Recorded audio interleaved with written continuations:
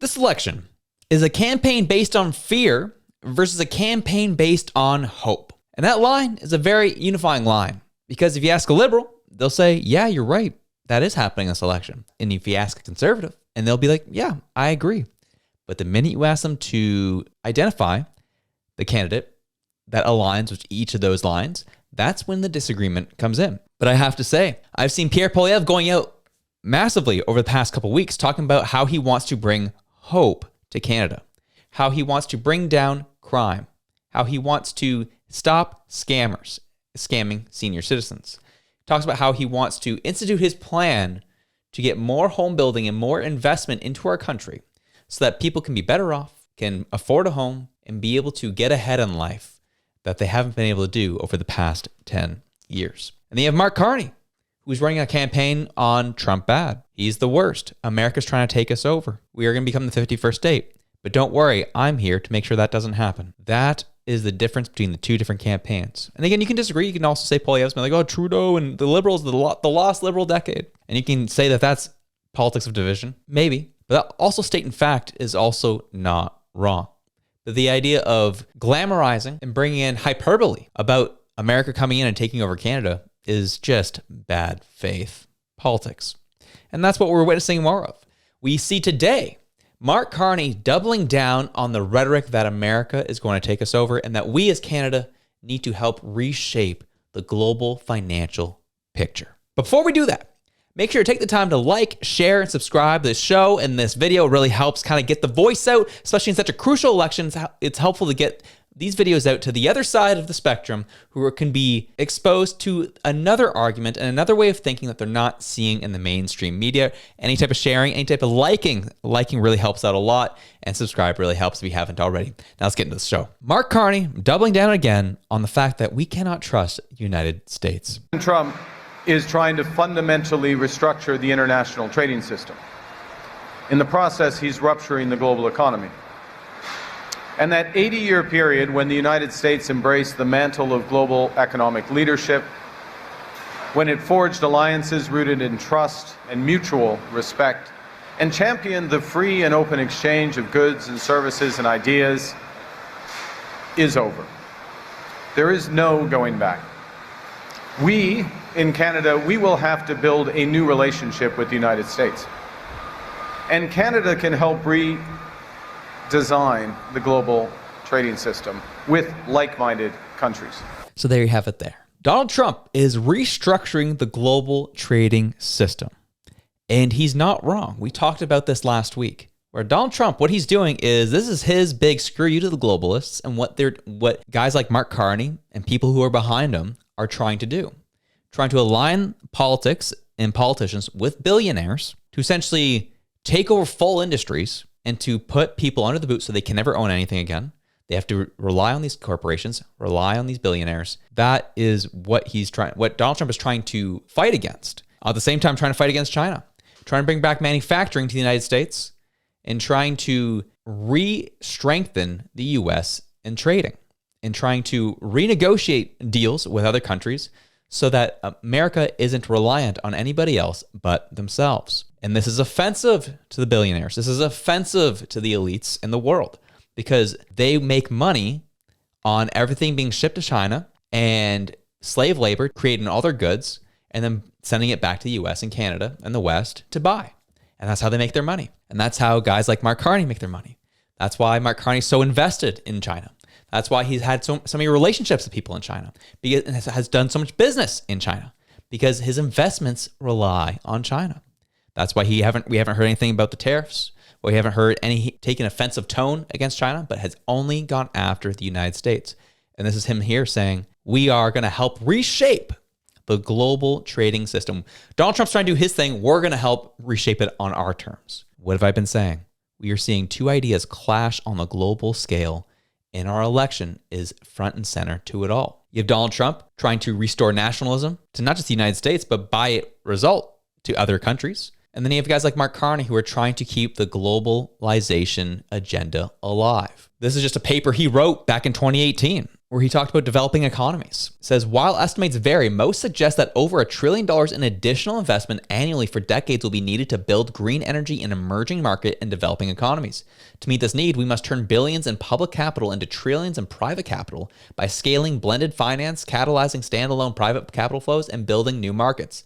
Multilateral development banks are uniquely placed to mobilize private finance, but thus far the results have been modest, with only $11 billion mobilized in 2018.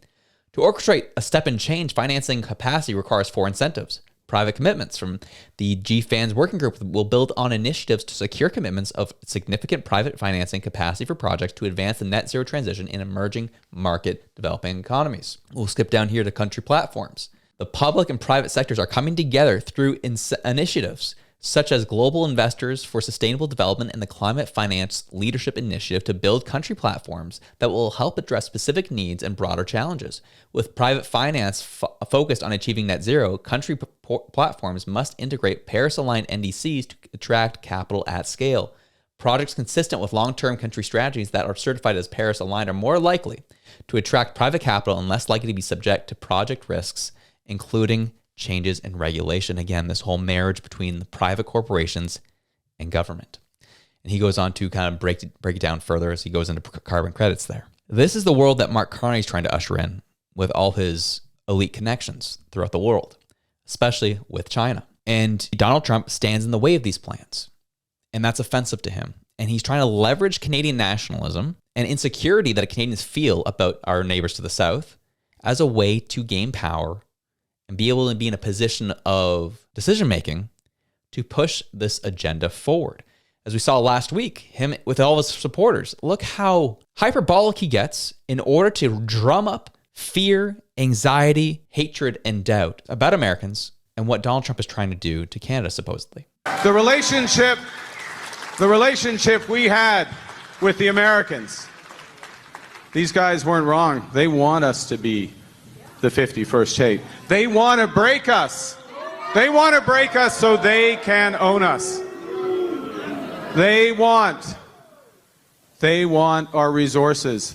They want our water. They want our land. They want our country. And what do we say?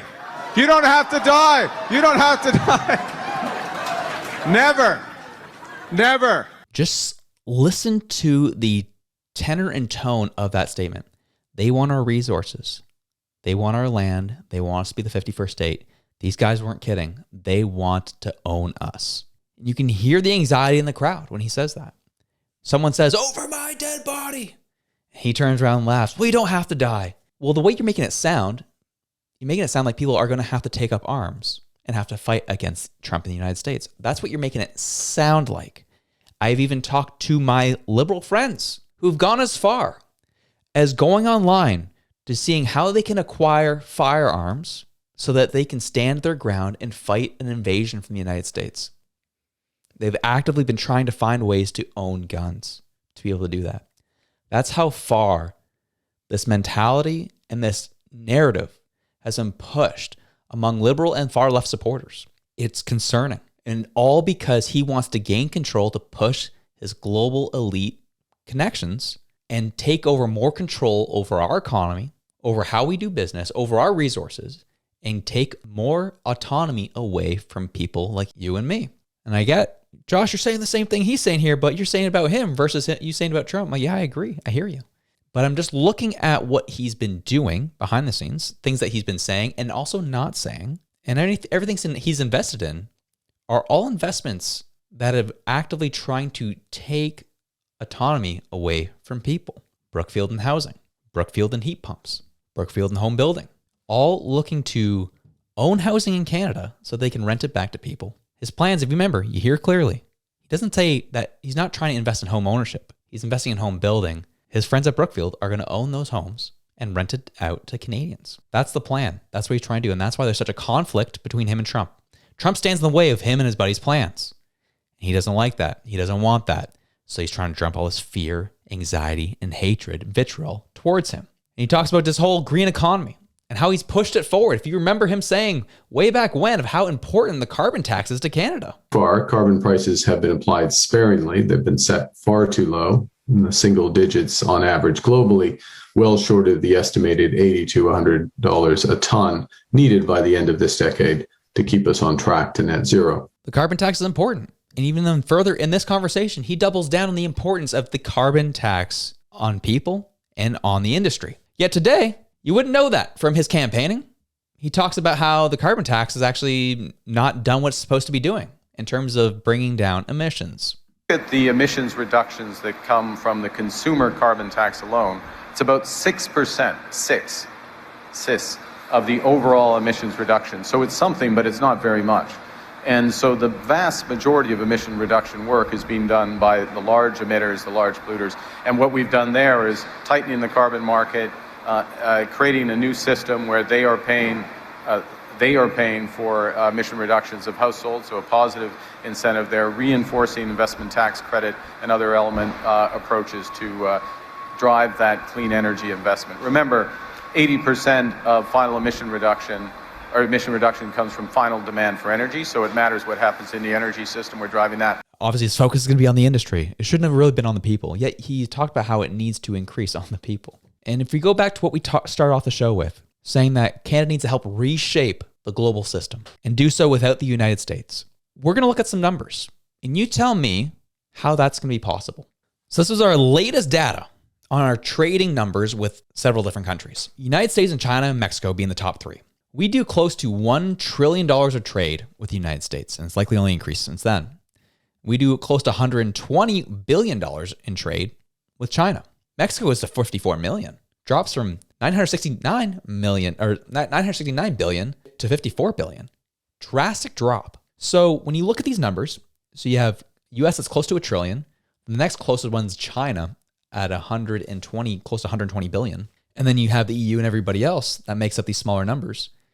Even if you increase trade with these smaller nations, it's not going to make up the deficit of you deciding to end trading with the United States and reshape the global investment scheme. You're going to have to partner with an economy that is of close to equal importance and size to the United States. And who's that economy?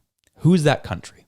Oh, it's the country that has 100% tariffs on us currently that you refuse to talk about. You're going to have to replace the US with somebody. Yes, you can increase trade with all these other countries, but it's not going to make up for the loss with the United States. So who are you going to be trading with? Well, it's going to have to be China. Do the math, folks. Do the math.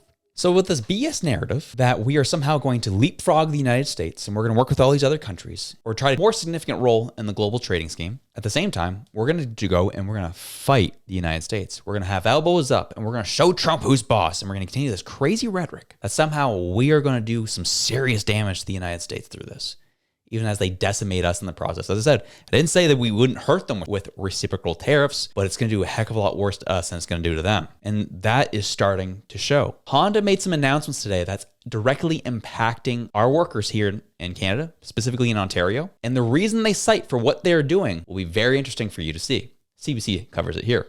We're going to lead off with breaking news this hour about the U.S. trade war on Canada and U.S. President Donald Trump's attempt to force automakers, all manufacturers really, but automakers the focus here, to pull production from Canada and set up in the United States.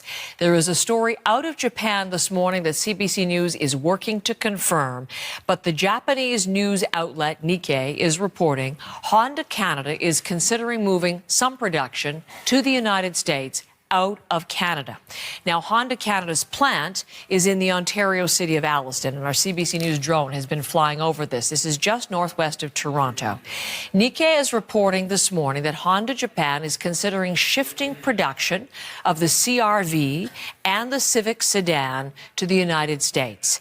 The report does not name its sources, but it does cite Canada's retaliatory vehicle tariffs against the United States as being a factor. Here's the line.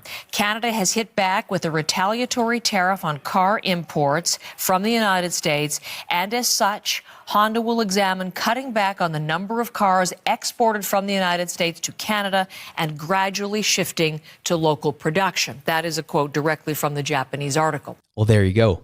The elbows up crowd. We're going to show them who's boss. Well, guess what? Your reciprocal tariffs is putting a bunch of workers out of business. Yes, elbows up makes a lot of sense. Now, diplomacy was always the way to go. And sure, there might be some issues along the way, but Donald Trump has been very utterly clear that sure, I'm not happy with his rhetoric. It was annoying. It was frustrating. It was a distraction, but that's exactly what it was. It was rhetoric and a distraction in order to get people to the bargaining table to discuss how to come up with a different deal on trade and make things more fair from the United States perspective was his reasoning. That's always what it was about. But the Liberal Party wanted to make it about something else because they can't run on their record over the past 10 years. They could only run on Trump bad and that he's going to take us over.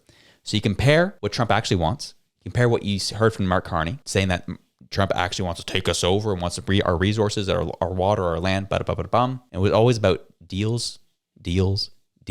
And now us showing these reciprocal tariffs is actually leading to losing manufacturing jobs out of Canada and them moving to the United States and them citing, and Honda citing that specifically of why they are moving the manufacturing back to the United States. Fascinating time, isn't it? Well, elbows up.